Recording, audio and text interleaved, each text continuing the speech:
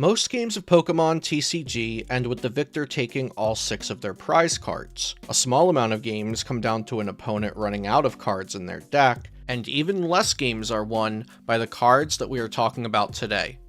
We'll begin with Lost World, a stadium card from the 2011 set Call of Legends. This card's effect allows you to choose to win the game if your opponent has 6 or more Pokemon in the Lost Zone, which is like a discard pile that cards can never come back from. The viability of Lost World would depend on how feasible it was to force Pokemon into your opponent's Lost Zone, and there were already a few cards available at the time to help with this. Lost World garnered a lot of hype in the competitive scene due to Gengar Prime, which was released one set prior. Gengar's Pokebody Catastrophe made it so any Pokemon knocked out while Gengar was active would be sent to the Lost Zone. This could certainly help you towards Lost Zone's requirement of 6 Pokemon in your opponent's Lost Zone, but knocking out 6 Pokemon this way would win the game by taking all 6 prize cards before the Lost World win condition even mattered. Of course, if you were knocking out Evolution Pokemon, more Pokemon will go to the Lost Zone with each KO. More importantly was Gengar's Hurl into Darkness attack, which allowed the player to look at the opponent's hand and choose a number of Pokemon there equal to psychic energy attached to Gengar, sending them to the Lost Zone. If your opponent caught onto this tactic, they could do their best to rid their hand of Pokemon.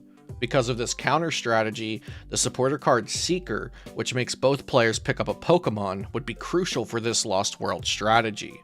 Also available was Mr. Mime, which lets you see your opponent's hand before using Hurl into Darkness, and Mime Jr., which could take a chance at Lost Zoning a Pokemon or maybe another important resource off the top of your opponent's deck.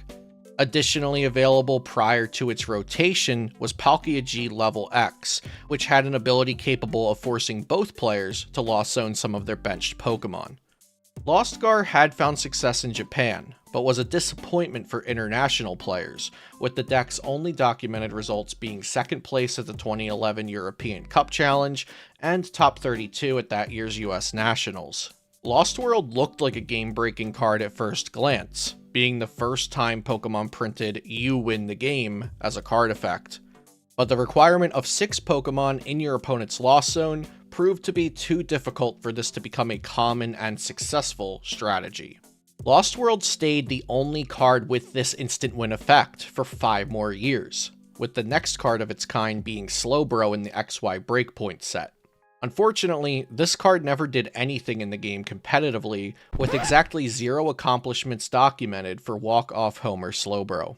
We would next see this effect with the release of Sun and Moon Lost Thunder, which included 3 cards with "You win this game" printed in their abilities. Unown Missing was given an impossible task: win the game if your opponent has 12 supporter cards in their Lost Zone. This was even more difficult than Lost World's requirement for several reasons.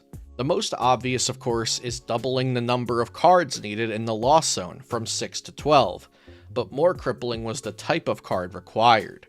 Getting 12 supporters in your opponent's Lost Zone was not only difficult due to the limited ways to put your opponent's cards into the Lost Zone, but also because it would be literally impossible if your opponent's deck was playing less than 12 supporter cards. I don't think the devs ever expected this card to get used competitively with its unrealistic requirement, but these next 2 cards probably surpassed the creators' expectations. Everyone knows that it's easy to draw a lot of cards in the Pokemon TCG. Cards like Bill and Professor Oak from the early days, cards like Professors Research and Curlia from the modern day, but what if you needed exactly 35 cards in your hand? This was the requirement for Unknown Hand's instant win condition, and as crazy as it might sound, this actually worked. It was most commonly used in stall decks like Hale Obernoldy's 2nd place Regigigas Hoopa, or Riley Hulbert's 3rd place Vileplume stall. Since these decks aimed to sit behind a situationally invincible Pokemon and stall the game, it gave the player virtually infinite time to build a 35 card hand with help from cards like Lusamine to retrieve cards from the discard, Steven's Resolve to search for cards directly to your hand, and Acerola to pick up Pokemon from your board that you no longer needed in play. The most unique deck I found that utilized Unknown Hand was titled Spiderlock, and it used a lot of interesting cards you may have forgotten about or maybe never even knew existed, like Pokemon Research Lab, possibly the strongest card ever given to fossil Pokemon. This allowed cards like Omastar and Aerodactyl GX to bypass their base form as a fossil trainer card, which have always held fossil Pokemon back competitively. And of course the combination of Dewpider and Araquanid, which was the deck's namesake. Dewpider was equipped with a retreat lock attack, while Araquanid was used to wall out decks made solely of fire-type attackers. Unknown Hand was eventually banned in Japan's expanded format, and followed shortly after in TPCI's expanded format. We've covered some crazy win conditions so far. 6 Pokemon in the Lost Zone, 12 supporters in the Lost Zone, 35 cards in hand. How about 66 damage counters on your own benched Pokemon? Well, it turns out this one is the most broken card in today's video. Unknown Damage required you to have 66 damage counters on your benched Pokemon to win the game. This win condition was possible as early as turn 2, with a dedicated combo deck built around it. The combo was as follows. Play Klefki on your bench with Team Magma's base in play, putting 2 damage counters on Klefki. Use Reuniclus to move that damage to Wailord EX. Use Klefki's ability to attach itself to Wailord. Use Weavile to put Klefki back into your hand, then repeat the process until you have exactly 66 damage counters on board. Although Unknown Hand saw much more competitive success, I consider Unknown Damage to be the most broken instant win condition, since it was achievable on turn 2 with a dedicated combo deck.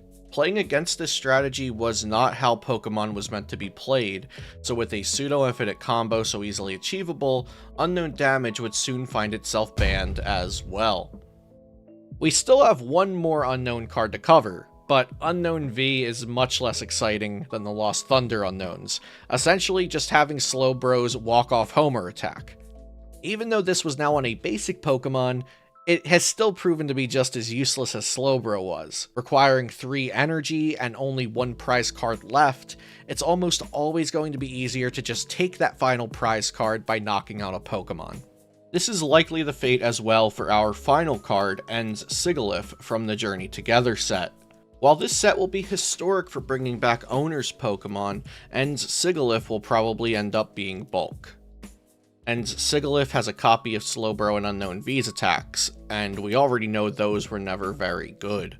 We could look to End's Zoroark EX, which can copy attacks from your other End's Pokemon, as a potential way to use End's Sigilyph, but most often you'll have a different way to take that final prize card. Ending the video with an anticlimactic note, this card will likely be destined to never have a Limitless page, just like Unknown V and Slowbro before it. That's every instant win condition in the Pokemon trading card game. If I missed anything, I'm sure you'll let me know in the comments. See you next time here on Celio's Network.